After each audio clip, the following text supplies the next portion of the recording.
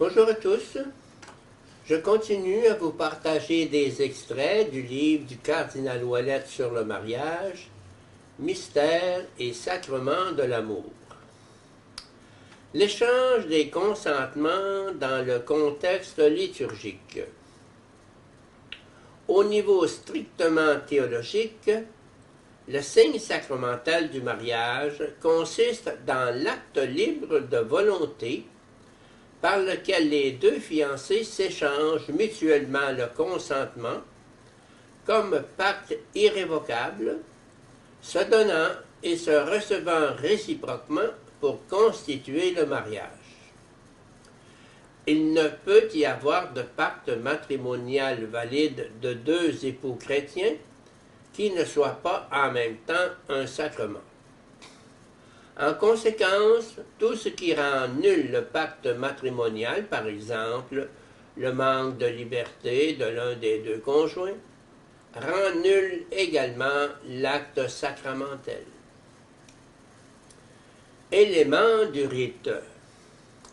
S'ensuit la triple demande sur la vérité des intentions des époux en ce qui les concerne. Premièrement, la liberté et la conscience qui a présidé à leur choix mutuel. Deuxièmement, l'acceptation du mariage comme chemin d'amour et de respect réciproque qui les implique totalement pour toute la vie. Troisièmement, la disponibilité à accueillir les enfants que Dieu voudra leur donner et à les éduquer chrétiennement dans l'Église. Une fois la présence de ces conditions certifiées, le ministre invite les fiancés à se donner la main droite en signe d'union et d'engagement et à s'échanger leur consentement réciproque. La référence explicite au Christ a toujours été mise en évidence dans la formule par laquelle le ministre assistant reçoit et ratifie le consentement de façon officielle. Ce consentement que vous venez d'exprimer en présence de l'Église, que le Seigneur le confirme et qu'il vous comble de sa bénédiction. Ce que Dieu a uni, que l'homme ne le sépare pas. En réalité, à travers l'acte de consentement mutuel, les époux acquièrent une nouvelle participation à la communion trinitaire. En tant que baptisés, ils participent déjà à la filiation du Christ dans l'Esprit.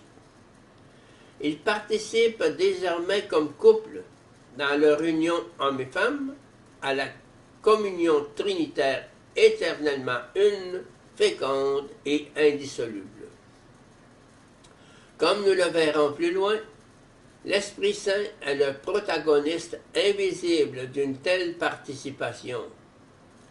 C'est lui qui, en tant qu'amour personnel du Père et du Fils, transforme l'amour humain des époux et le fait participer à l'amour sponsal du Christ pour l'Église. La force sanctifiante d'un tel pacte ne provient pas de sa structure, mais bien d'une autre cause, liée à l'élévation de la création à la grâce, donc reliée au baptême, racine de cette élévation. En définitive, l'essentiel est le point de départ, c'est-à-dire que le pacte des époux, exprimé présentement et oralement, est constitutif du sacrement. Il importe qu'il s'agisse d'un mariage entre chrétiens. C'est le baptême qui permet au pacte conjugal de consacrer les personnes et leur état de vie. Les époux ministres du sacrement.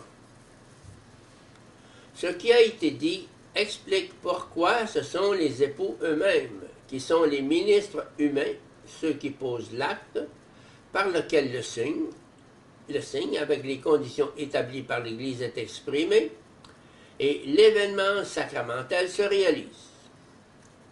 En raison de leur caractère baptismal, les époux accomplissent un véritable acte de ministérialité ecclésiale et sacramentelle. Si cet acte, avec l'échange des consentements qu'il implique, constitue en réalité le signe sacramentel lui-même, les époux sont ministres du sacrement et intègrent alors le signe sacramentel pleinement compris, en étant les acteurs responsables du pacte conjugal. Les véritables ministres sont les époux et non pas le prêtre.